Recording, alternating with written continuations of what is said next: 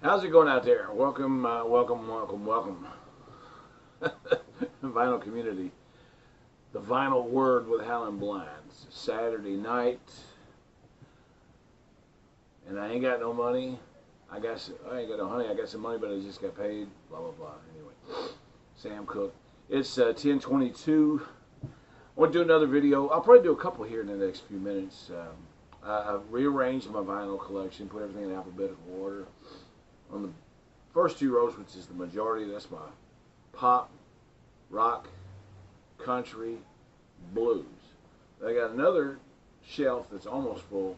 It's got my gospel, my jazz, which includes, stuff like John Coltrane, the big Benny Goodman, and stuff like that. Everything. But I want to do a video today. Now, I've mentioned that I live in Jeffersonville, Indiana, which is right across the river from Louisville, Kentucky. There's been some great musicians come out, and people make some good records out of Louisville, Kentucky, and some who came from other areas who are now living in Louisville, Kentucky when it comes to music. And so I want to do a special tribute to local musicians in Louisville, Kentucky. Now, I've always wanted to make a record back when I was just playing acoustic guitar and singing and playing a little bit of electric. And at that time, there was a time when it was, not counting your studio cost, $500, I was told, you could get 500 copies of a vinyl album ready and made. Now, I've later discovered it now. There were quite a few record labels in this area, and some pressing plants, of course. One right down the road in Shepherdsville, Kentucky. And but anyway, tons of recording studios over in Louisville. One that was in Louisville called Fultz, Fultz Studio, F-U-L-T-Z. And they even had a record label called Fairdale Records. Well, there was a record label called Fairdale Records. Anyway, a lot of stuff done at Fultz. So here's the first record I'm going to start with. And I don't know if he would mind or not, but anyway, this fellow was my cousin. His name was Van Morris. That's M-O-R-R-I-S. If you know a guy named Ron Krigler, I think he later went on to play drums with George Jones. And then, of course, Jimmy Stinson on guitar. The name of the band over the years was changed, but Van Morrison Spirit, it was Van Morrison Bullet because they were in Bullitt County. But here is the first record that they cut. Van Morrison Spirit.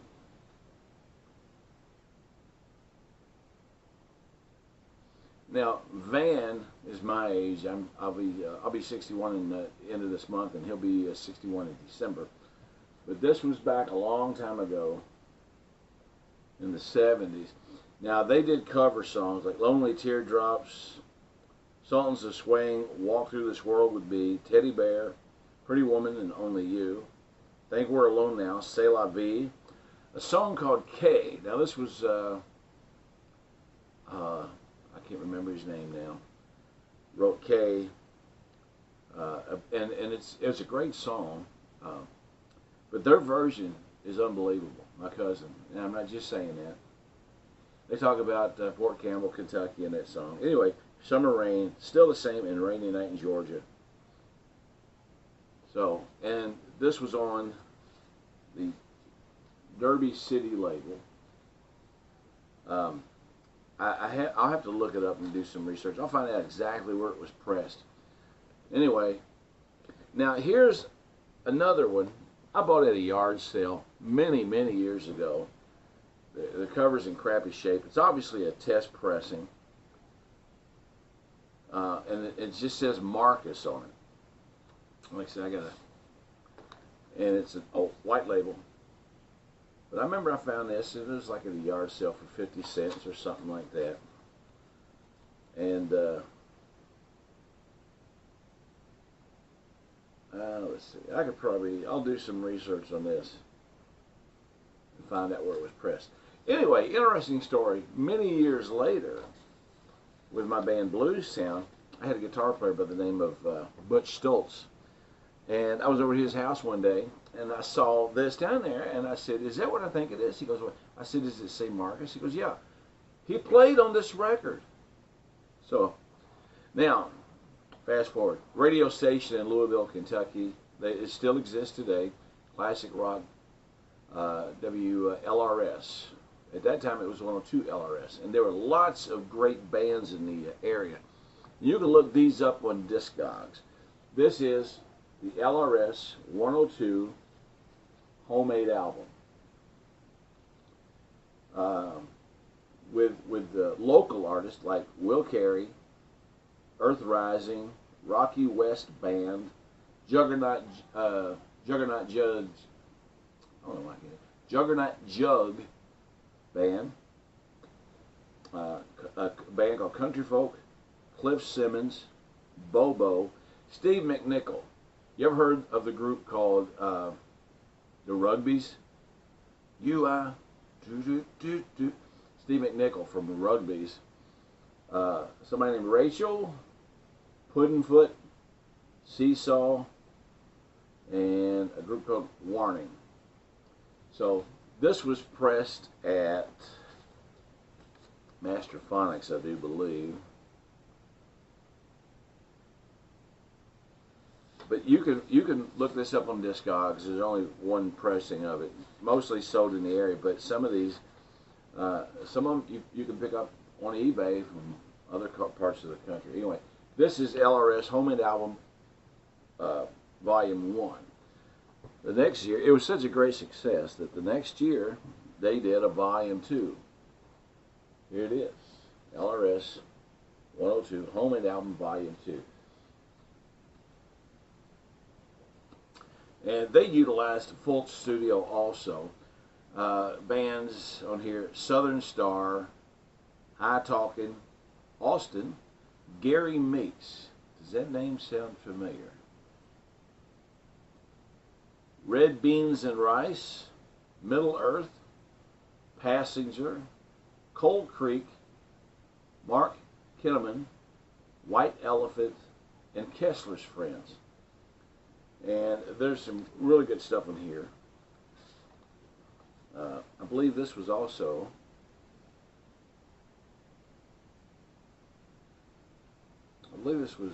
mastered at Masterphonics also. Here's the interesting story. Okay, now these came out back in the 70s, like 72, 73, 74, maybe even later, but they were all pre-1980 records.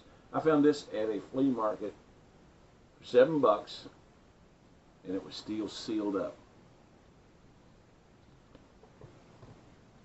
And then they also did a LRS 102 Homemade Album Volume 3. Easter Island, Recall Christian and MC Jones, a band called Magnolia, a female singer named Jennifer Lynn, L-Y-N, and Harold Porter, Jack Goldstein, the band Buster Brown.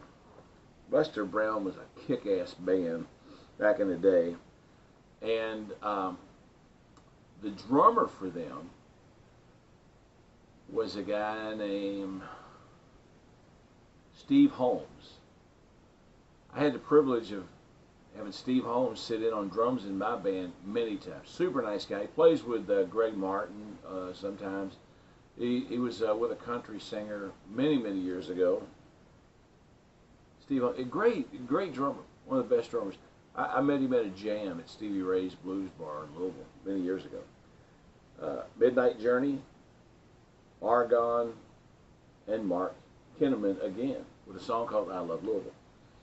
You know, like I say, these are on Discogs. I just think it's interesting. Might not be interesting to anybody else, but it is to me. Now,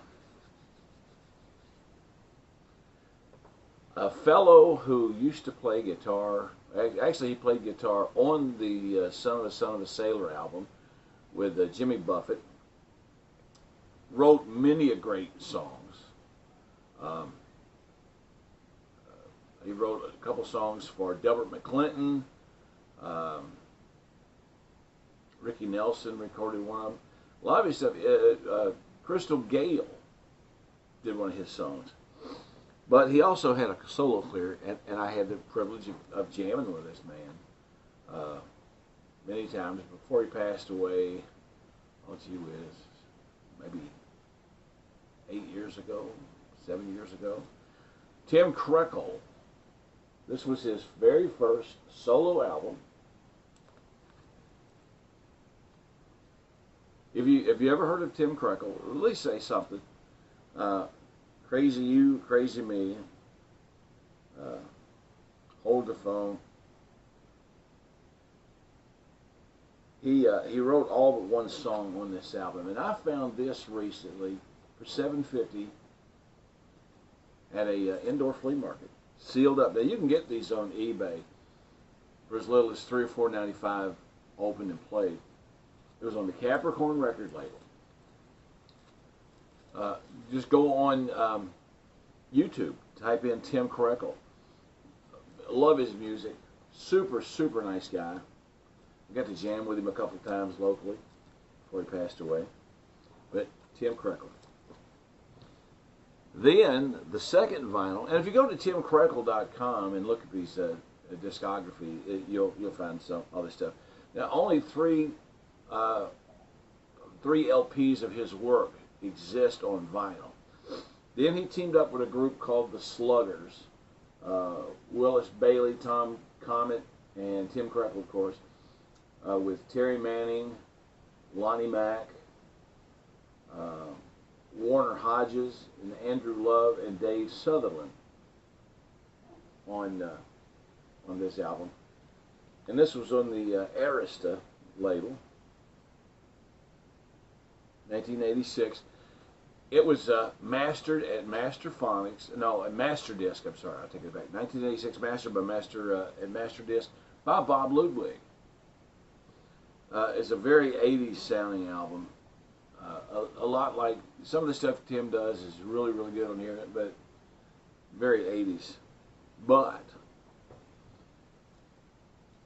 the third, now he's got a lot of CDs out, so you know, you guys probably heard of a lot. If you heard some of his stuff, you'd say, "Oh, I didn't know that."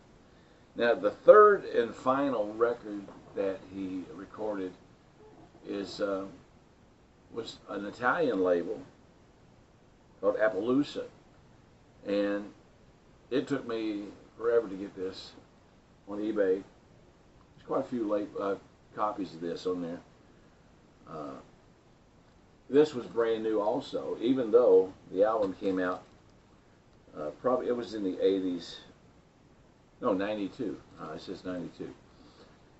No More Dough, Giacomo, That Kind of Love, Out of the Corner, Scandalized, Half a Brain, Shy Guy, All Night Radio. That song is unfreaking believable.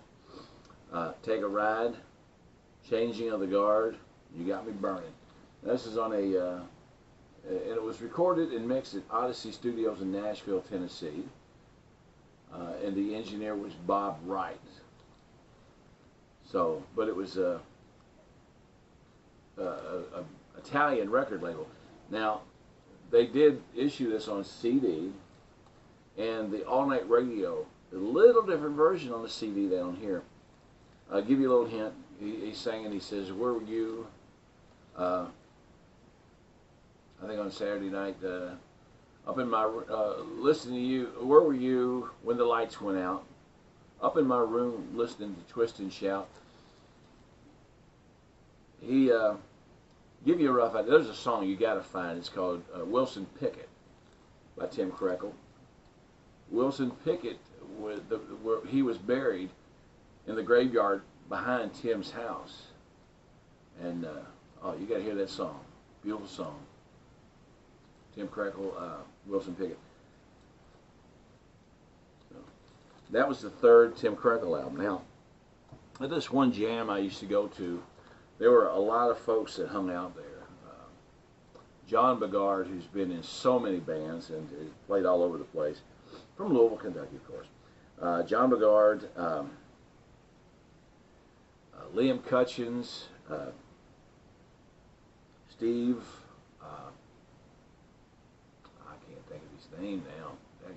I'm not getting old. And Greg Bell on bass, Steve Eiler on drums.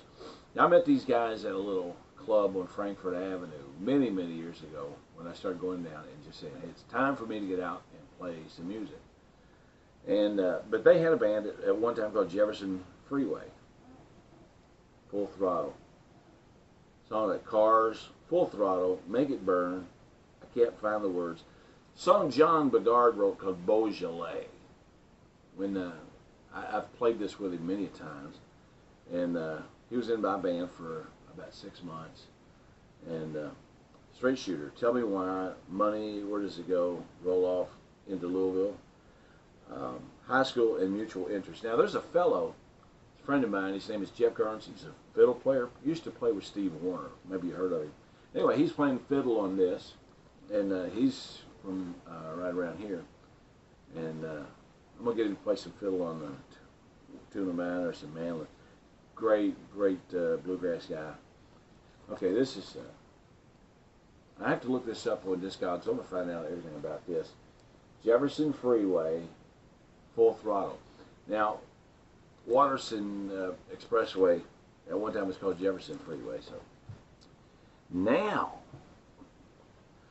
on the homemade album, the LRS homemade album, in the band called Easter Island, there was a singer and a performer by the name of Rick Bartlett. Rick Bartlett is a very good friend of mine. We've played together at Jim Porter's many a times. Jim Porter's nightclub, this no longer exists because the city of Louisville decided they wanted to turn it to a sewage plant. I'm just going to say this, best club owner I've ever worked with, Ben Rogers. Anyway, so I found this LP by Rick Bartlett, and he signed it for someone else, but I found it at a Goodwill, and he's doing stuff like big band type stuff, you know. But he's got a song here called Louisville, Kentucky by Sonny Schuyler. It's a song from 1940. He's got As Time Goes By, So Nice, Summer Samba, Embraceable You, That Old Black Magic, Fever, When Sonny Gets Blue. This is just great. I mean, here's some of the people. It was recorded and mixed by John Schroeder. Excuse me. Recorded at Audio Visions in Louisville, Kentucky. Mastered by Sonic Sculptures in Cincinnati, Ohio. So that means that's where the lacquer was cut. Photography, just some local people. 1988. When I found this and I posted it on Facebook, I said, look what I'm listening to. I got a message back from Rick, and he said that was a long time ago. Alrighty. Now, back in 1972, when I was just a young man, we used to watch this local TV show that featured this guitar player and singer.